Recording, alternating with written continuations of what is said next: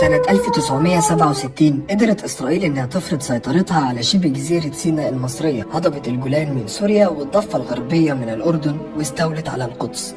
وده بعد ما دمرت سلاح الطيران المصري بالكامل وهو لسه على الأرض. أعلن الرئيس جمال عبد الناصر التنحي. لقد قررت أن أتنحى تماما ونهائيا عن أي منصب رسمي وأي دور سياسي، وأن أعود إلى صفوف الجماهير أؤدي واجبي معها كأي مواطن آخر. وده الشيء اللي ما تقبلوش الشعب المصري، ونزلت الجماهير تطالب بعودة ناصر واستجاب ليها، وبدأ التفكير في ازاي نقدر نستعيد سيناء. بدأ ناصر يقوم بكتير من العمليات العسكرية شرق القناة بهدف إحداث أكبر أضرار ممكنة بجيش العدو واللي اتعرفت باسم حرب الاستنزاف. وهنا إسرائيل قررت إنها تهز ثقة الشعب المصري بالجيش وبعبد الناصر، ونفذوا عملية من أقذر العمليات واللي تم إدانتها عالميا، وهي ضرب مدرسة بحر البقر الابتدائية، واللي راح ضحيتها 30 طفل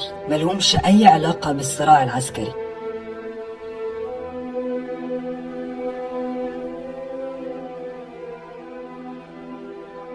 وبدأت مصر في تطوير سلاح الدفاع الجوي وأنشأت حائط الصواريخ علشان تقدر تكافئ قوة العدو الجوية. وفي 1970 يتوفى جمال عبد الناصر ويتولى بعدها السادات اللي يبدأ بخطة الخداع الاستراتيجي. فتحت مصر الباب قدام الضباط لتأدية مناسك الحج والعمرة، واستوردت كميات كبيرة من القمح على فترات متباعدة، وبدأت تستخدم في اتصالاتها اللغة النوبية علشان تبقى مبهمة بالنسبة للعدو، وتسرب أخبار كتيرة عن سوء الوضع الاقتصادي في مصر.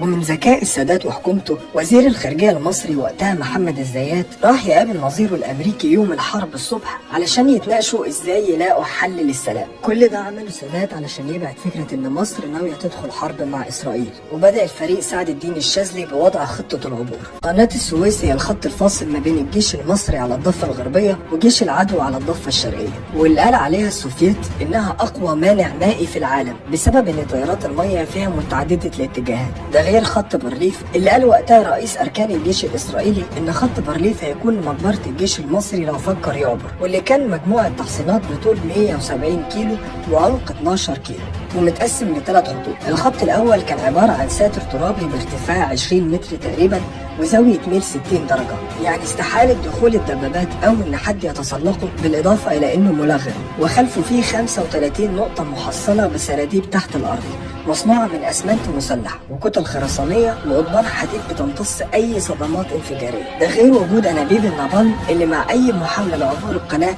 هتحولها لكتلة من النار درجة حرارتها توصل ل 700 درجة مئوية. كل ده ولسه في الخط الأول. الخط الثاني بعيد عن الخط الأول بحوالي 5 كيلو، عبارة عن 120 دبابة. والخط الثالث يبعد عن الخط الثاني 10 كيلو، وفي احتياطي مدرعات ووحدات مدفعية عددها 280 دبابة. وأعلنت مصر الحرب. ظهرنا شعب واقفين نحميك بدائية، شبر في سينا، لا سينا بتمنا الهوية، وانا تحت الهم في ابطال مستنية، نرويها بالدم من اسوان لاسماعيلية. نجحت قواتنا المسلحة في عبور قناة السويس على طول المواجهة، وتم الاستيلاء على منطقة الشاطئ الشرقي للقناة، وتواصل قواتنا حاليا قتالها مع العدو بنجاح.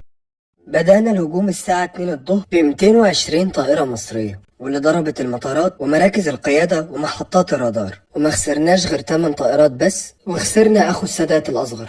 وقدرت الضفادع البشرية إن هي تقفل كل أنابيب النابالم الموجودة بالقناة، وفي خلال 5 دقايق بس كانت المدفعية المصرية بتضرب خط بارليف. وما كانش الهدف من الضرب تدمير خط بارليف قد ما كان إنهم يخلوا الجنود الإسرائيليين يستخبوا في السراديب على ما المشاة يقدروا يعبروا القناة من غير مقاومة. وفي الساعة 2:15 قدر 1000 قارب مطاطي يعبر القناة، وكان 8000 جندي مصري واقف على الضفة الشرقية. والله أكبر كانت بتهز سينا.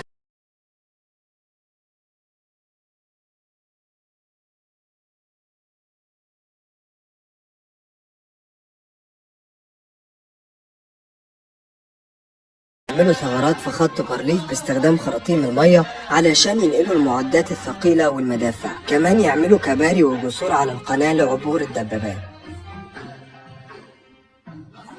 وبكده نقدر نقول واجتياح خط بارليف المنيع وإقامة رؤوس جسور لها على الضفة الشرقية من القناة بعد أن أفقدت العدو توازنه كما قلت في 6 ساعات. وفي الناحية التانية سوريا قدرت تستعيد سيطرتها على هضبة الجولان. سلاح الطيران المصري قدم معركة من أعظم المعارك الجوية يوم 14 أكتوبر في سماء المنصورة، وده لما حاولت القوات الجوية للعدو إن هي تدمر القواعد والمطارات الموجودة في المنصورة.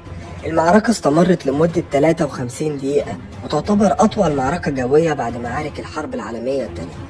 وقدرت الجوية المصرية إن هي تتغلب على هجوم أكتر من 150 طائرة مقاتلة إسرائيلية. الوطن العربي كله في الحرب كان واقف وقفة راجل واحد، زي العراق اللي أرسلت سرب طيارات مقاتلة، والجزائر والمغرب وليبيا والكويت والسعودية بقيادة الملك فيصل اللي قرارهم بوقف تصدير النفط لإسرائيل والدول الداعمة ليها كان قرار فعلا مفصلي في الحرب. وبدأ الهجوم المضاد من إسرائيل. هجمت إسرائيل بعدد من ألوية المدرعات. تخيل جندي واقف على رجله قصاد دبابة، تفتكر مين اللي يكسب؟ والله على حسب، لو الجندي مصري أكيد هو اللي يكسب. أحد القادة كان بيقول إن الجندي المصري كان بيقفز من دبابة للتانية، يفجر الدبابة دي ويروح للدبابة اللي بعدها وهلم جرى. ولكن للأسف الوضع في سوريا ما كانش أحسن حاجة. إسرائيل قدرت إنها تستعيد سيطرتها مرة تانية على هضبة الجولان، وطلب الأسد من السادات إن الجيش المصري اللي كان تحت حماية حائط الصواريخ يتقدم شوية علشان يخف الضغط من على الجيش السوري. القرار اللي كان كتير من القادة المصريين معترضين عليه، لأن بتقدم الجيش المصري هيخرج من حماية حائط الصواريخ، ولكن اتوافق على القرار. وللأسف الخسائر وصلت ل 250 دبابة، وقدر الجيش الإسرائيلي إنه يصنع ثغرة ما بين الجيش المصري التاني والتالت، واللي اتعرفت بثغرة الدفرسوار. وبدأت إسرائيل تخطط إزاي تقدر تكسب المعركة لصالحها. الأمم المتحدة ادت قرار بوقف إطلاق النار، ولكن إسرائيل تجاهلته ووصلت الزحف نحو المدن المصرية. وتصدر الأمم المتحدة قرار تاني بوقف إطلاق النار، واللي برضه تتجاهله إسرائيل وتدخل السويس. وكأن ده كان عقاب من الضابط يوسف عفيفي والشرطة الميدانية والشعب بقيادة الشيخ حافظ سلامة، اللي قدروا إنهم يهزموا القوات الإسرائيلية بالسويس شر الهزيمة. وانسحبت القوات الإسرائيلية من المدينة، ومش من المدينة بس، من مصر كلها. يعني لما تحس بذل العدو لدرجة ان انت تتأثر، دي قصة. يعني واقفين رسميا، والملازم اول قائد الموقع واقفين لابس نظارة شمس كده، ومعاه ال6 ضباط اللي معاه، منهم طبيب كان شعره طويل، ونزلوا العلم الاسرائيلي، طبقوا حطوا عليه مسدس وسلموه، ورفعوا العلم المصري وادوا له التحية. انا عينيا دمعت، يعني انا لو مكانه راح اموت نفسي. ولكي نتكلم بوضوح، فإن أرضنا لا تقبل المساومة. بعد انتصار مصر والدول العربية على الجيش المزعوم بأنه الجيش الذي لا يقهر، قدرت مصر إنها تحط رجل على رجل وتتشرط. وبعد 4 سنين من المفاوضات الغير مثمرة، الرئيس السادات أعلنها وبكل شجاعة إنه مستعد للذهاب لإسرائيل في بيتهم علشان يلاقي حل ونهاية لكل المشاكل اللي بتحصل. وبصفته الرجل المنتصر، السادات كان واضح في شروطه، وكان بيتكلم بكل ثقة وبكلمات واضحة وبلغة عربية سليمة. وقادة إسرائيل كان باين عليهم علامات الحزن والحسرة. وطالب السادات بانسحاب كامل القوات الإسرائيلية من مصر وسوريا والأردن وطبعا القدس. إن الانسحاب الكامل من الأرض العربية المحتلة بعد 67 أمر بديهي لا نقبل فيه الجدل، ولا رجاء فيه لأحد أو من أحد.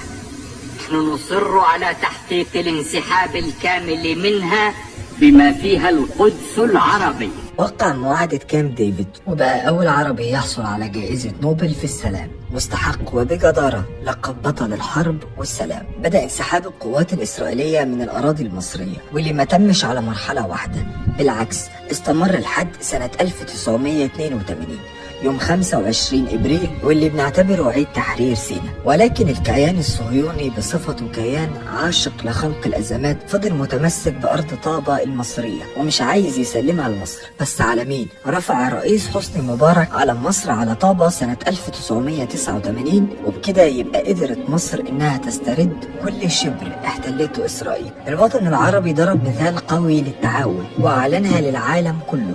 احنا بنختلف، ولكن وقت الأزمات بنقف وقفة رجل واحد. وأثبت الجيش المصري استحقاقه بجدارة لحديث الرسول عليه الصلاة والسلام بأنهم خير أجناد الأرض، وتفضل مصر بلد الأمن والأمان إلى الأبد إن شاء الله. ارجع بالنار والمدفع والدبابة، اصبحنا وخش رجال الصاقة المصرية، ننزل في الجو ونرمي قنابل يدوية، نيت من حد وانا بلدي غني عليا، والظهرنا شعب واقفين نحمي بدائية، شبر سينا لا سينا بجننا مروية، وانا تحت الهم في ابطال مستقبل